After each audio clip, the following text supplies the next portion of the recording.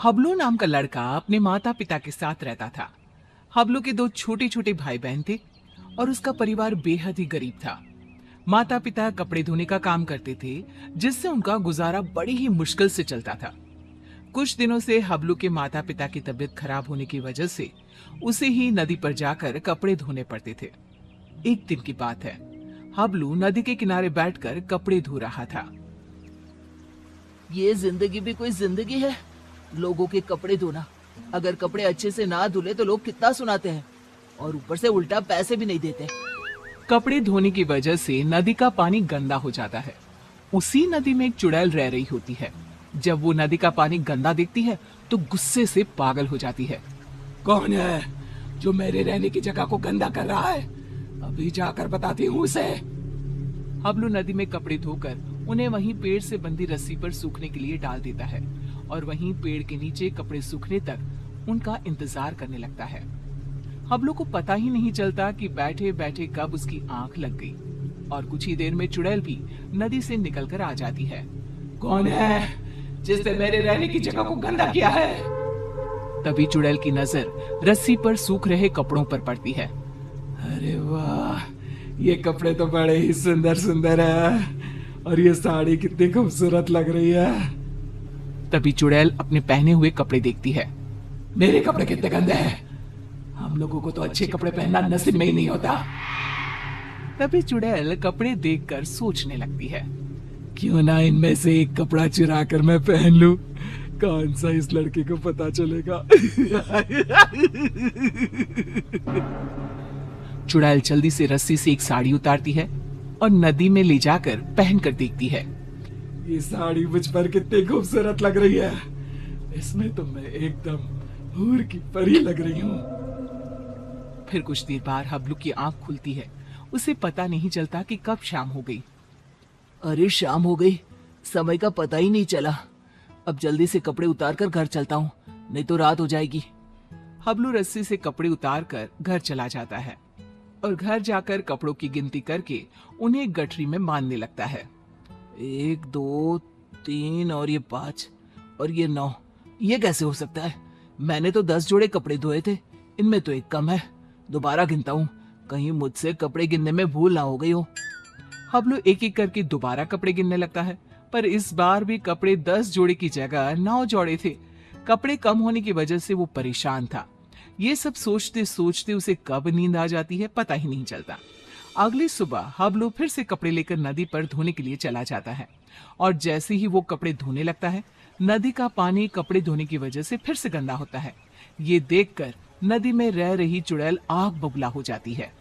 ये लोग मुझे चैन से रहने भी नहीं देते। आज फिर ये लड़का कपड़े धोकर मेरी रहने की जगह गंदा कर रहा है। आज मैं ऐसा सबक सिखाऊंगी कि ये कपड़े यहाँ धोना ही भूल जाएगा। हबलू के कपड़े धोने के बाद वो उन्हें पेड़ से बंधी रस्सी पर सूखने के लिए डाल देता है। जब तक ये कपड़े सूख रहे हैं, मैं यहीं पेड़ के नीचे कुछ देर आराम कर लेता हूँ। हबलू वहीं पेड़ के नीचे एक कपड़ा बिछाकर लेट जाता है। ठंडी ठंडी हवा चल रही थी तो लेटते ही उसे नींद आ जाती है और पता ही नहीं चलता कि कब उसकी आंख लग जाती है। कुछ देर बाद चुड़ैल भी नदी से निकलकर बाहर आ जाती है। आज मैं उसे छोड़ूंगी नहीं, मेरे रहने की जगह गंदी करके खुद चैन की नींद सो रहा है। आज तो मैं उसे मार ही डालूंगी। चुड़ैल हबलू को मारने के लिए आगे बढ़ती है तो रस्सी पर सूख रहे कपड़े देखकर रुक जाती है। अरे वाह, आज भी सुंदर सुंदर कपड़े सूख रहे हैं। चुड़ैल रस्सी से एक अच्छी सी साड़ी उतारती है, नदी में ले जाती है और पहनकर देखने लगती है।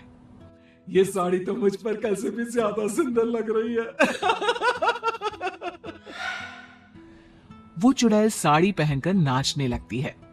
मेरा पिया घर आया ओ राम जी, मेरा पिया घर आया ओ राम जी। अब तो जब भी कपड़े धोकर सुखाया करेगा, मैं चुपके से जाकर उसके कपड़े चुरा लिया करूंगी और पहन लूंगी। उस लड़के को पता भी नहीं चलेगा कि उसके कपड़े कौन चुरा कर ले जाता है। और अगले दिन नदी का गंदा पानी देखकर चुड़ैल फिर से बाहर आती है और फिर से देखती है। ये लड़का आज भी कपड़े सुखाकर सो रहा है। इस तरह से चुड़ैल हर रोज चुपके से जाती, एक अच्छा सा कपड़ा उठाती, नदी में ले जाती, पहनकर देखती और खुश होती। जब हबलू सोकर उठता तो वो एक जोड़ी कपड़े गायब पाता। कपड़े चोरी होने की वजह से हबलू बहुत ज्यादा परेशान हो जाता है। समझ में नहीं आ रहा कि मेरे कपड़े कौन चुरा कर ले जाता है। अगले दिन हमेशा की तरह वो कपड़े धोता है और उन्हें पेड़ से बंधी रस्सी पर सूखने के लिए डाल देता है और पेड़ के नीचे कपड़ा बिछाकर लेट जाता है। सोचने लगता है कि आखिर कौन है जो मेरे कपड़े चुरा रहा है और मुझे पता भी नहीं चलता। ये सब सोचते हुए हबलू को नींद आ जाती है। गंदा पानी देखकर चुड़ैल बाहर आती है और ध्यान से सभी कपड़ों को देखने लगती है। तभी उसे एक लाल रंग का सुंदर सा लहंगा पसंद आता है और वो उसे अपने ऊपर लगाकर देखने लगती है। ये लहंगा तो बहुत ही सुंदर है, इसे पहनकर तो मैं रानी लगूंगी, रानी। इस लहंगे को पहनकर अपनी चुड़ैल सहेलियों को जाकर दिखाऊंगी। जब वो मुझे इस लाल लहंगे में देखेंगी तो मुझसे जल बुन जाएंगी। इससे पहले कि ये लड़का सोकर उठे, मुझे ये लहंगा चुराकर नदी में ले जाना चाहिए। फिर वो चुड़ैल वो लाल लहंगा उतारती है और तभी हबलू की आंख खुल जाती है। वो चुड़ैल को देखकर डर जाता है और फिर से वापस अपनी आंखें बंद कर लेता है। बाप रे, ये तो चुड़ैल है। अच्छा, तो यही हर रोज मेरे कपड़े चुरा कर ले जाती है और मुझे पता भी नहीं चलता। फिर वो जैसे ही लहंगा नदी में ले जाने लगती है। अरे, ये लहंगा लेकर कहाँ जा रही है? ये लहंगा तो जमींदार की पत्नी का है। अगर मैंने उसे लहंगा नहीं लौटाया तो वो मुझे जमीन में जिंदा ही गड़वा देगा। नहीं, वो लहंगा मुझे चुड़ैल से वापस लेना ही होगा। पर कैसे, समझ में नहीं आ रहा। वो लहंगा मैं चुड़ैल से लूं तो कैसे लूं?